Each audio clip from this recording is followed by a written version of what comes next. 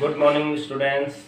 आज हम संस्कृत विषय के अंतर्गत संस्कृत व्याकरण में उपसर्गों का प्रयोग कैसे किया जाता है और इनके प्रयोग करने के बाद शब्दों में अथवा धातुओं में कैसे चेंजिंग आती है, कैसे परिवर्तन होता है, उसको भी हम जानेंगे।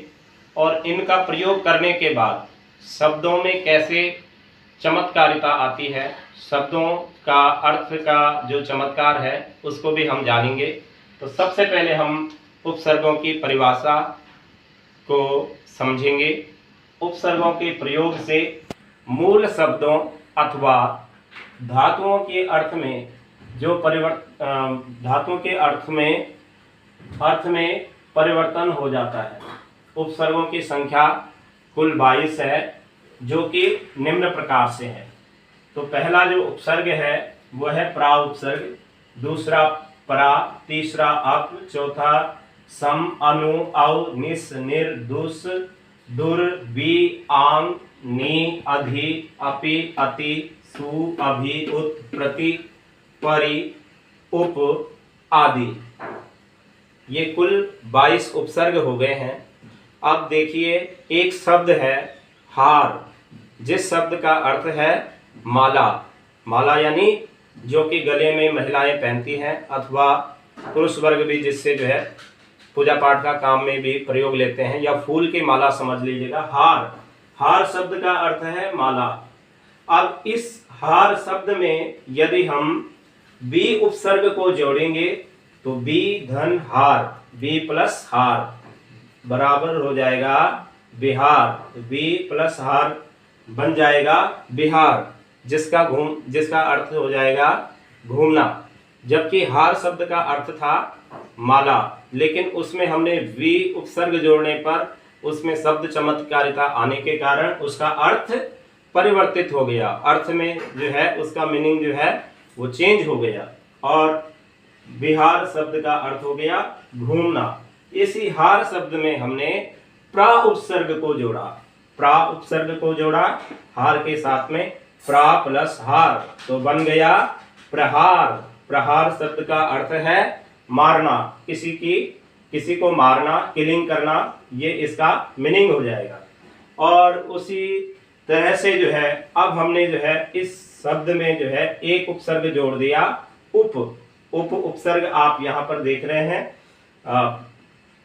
उप जो कि 22वां उपसर्ग है, इसको हमने हार शब्द के साथ में जोड़ा तो हमारा शब्द बन गया उपहार, जिसका मीनिंग है, जिसका अर्थ है भेंट, यानी किसी को गिफ्ट देना। उपहार शब्द का मीनिंग है गिफ्ट यानी कि भेंट। और इसी तरह से हार शब्द के साथ में हमने परि उपसर्ग जोड़ दिया, तो परि उपसर्ग इन 22 उपसर्ग में से परि उपसर्ग जो है ये 21वां उपसर्ग है।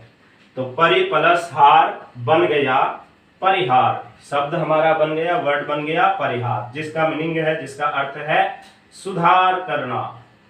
सुधार, परिहार शब्द का अर्थ है सुधार। इसी तरह से हमने हार यानी जिस शब्द का मीनिंग है माला, उसी के साथ में हमने आ उपसर्ग जोड़ा तो हमारा शब्द बन गया आहार। तो आहार का मीनिंग है भोजन। आहार, शुद्ध आहार, या जैसे हम शब्द बोलते थे हैं आहार, तो आहार का मीनिंग है, आहार का अर्थ है भोजन। इसी तरह से एक शब्द है काश। अब काश के साथ में आपने अव उपसर्ग जोड़ दिया, अव उपसर्ग को जोड़ा तो बन गया अवकाश।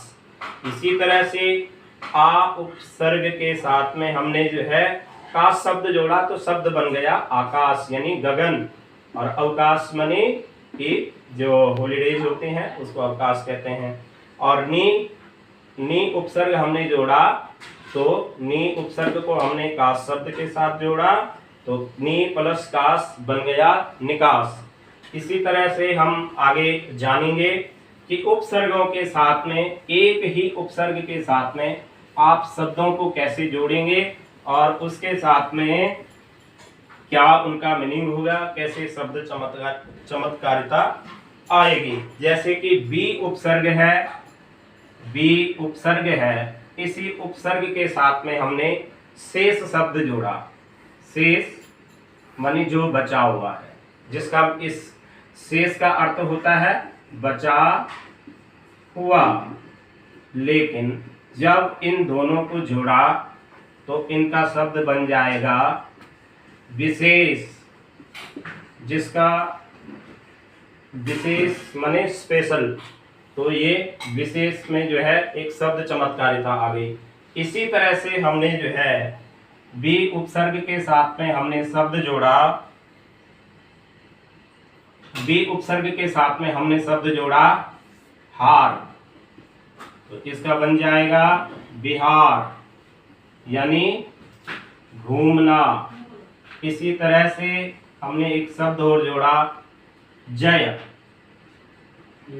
तो वी प्लस जय हो जाएगा, शब्द बन जाएगा विजय, विजय। इसी तरह से हमने जो है सु उपसर्ग लिया, सु उपसर्ग हमने लिया, ये सु उपसर्ग है, इसको हमने लिया सु, इसके साथ में हमने शब्द जोड़ा कन्या,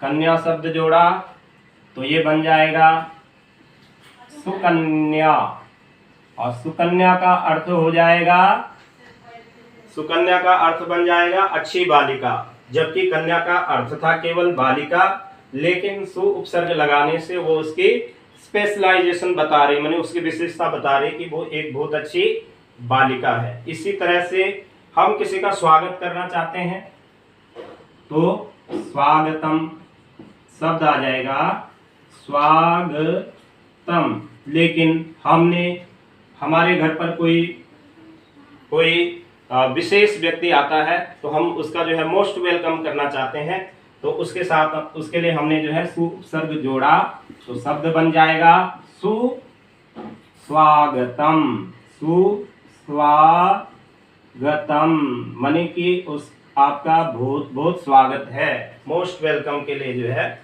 सुस्वागतम शब्द का प्रयोग किया जाता है। इसी प्रकार से कोई अच्छी बुद्धि वाला व्यक्ति है, कोई जो है बुद्धिमान व्यक्ति है, तो बुद्धि, बुद्धि के साथ में हमने सु शब्द जोड़ा, सु उपसर्ग जोड़ा, तो ये बन जाएगा सुबुद्धि, सुबुद्धि यानी कि अच्छी बुद्धि वाला, जिसकी बुद्धि निर्मल है, स्वच्छ है, साफ सुथरी है, जिसकी बुद्धि में किसी भी प्रकार का कोई विकार नहीं है, कोई किसी प्रकार का लेश नहीं। इसी तरह से अपयश शब्द बनता है, अप उपसर्ग के यश के साथ में अप लगा लो, तो यश का मतलब होता है कि किसी को अच्छे यश की प्राप्ति हो, लेकिन हमने उसको अप लगा दिया तो वो डाउन हो जाएगा, अपयश बन जाएगा। किसी व्यक्ति का बहुत अच्छा मान सम्मान है, लेकिन हमने उसके साथ में अप लगा दिया तो शब्द बन जाएगा अपमान, मानी उसका जो है डाउन हो जाए। किसी ने हमारे साथ में उपकार किया, हमारी भलाई की, लेकिन हमने कार के साथ में जो है अप लगा दिया तो शब्द बन जाएगा उपकार। इसी तरह से दुर उपसर्ग का भी बनेगा, दुर उपसर्ग जो है वो यहाँ पर दुर उपसर्ग का भी जो है ये दुर उपसर्ग है, दुर उपसर्ग के साथ में हमने जो है बुद्धि शब्द को जोड़ दिया, तो शब्द जहाँ सुबुद्धि था वैसे उसका विलोम हो जाएगा दुर्बुद्धि।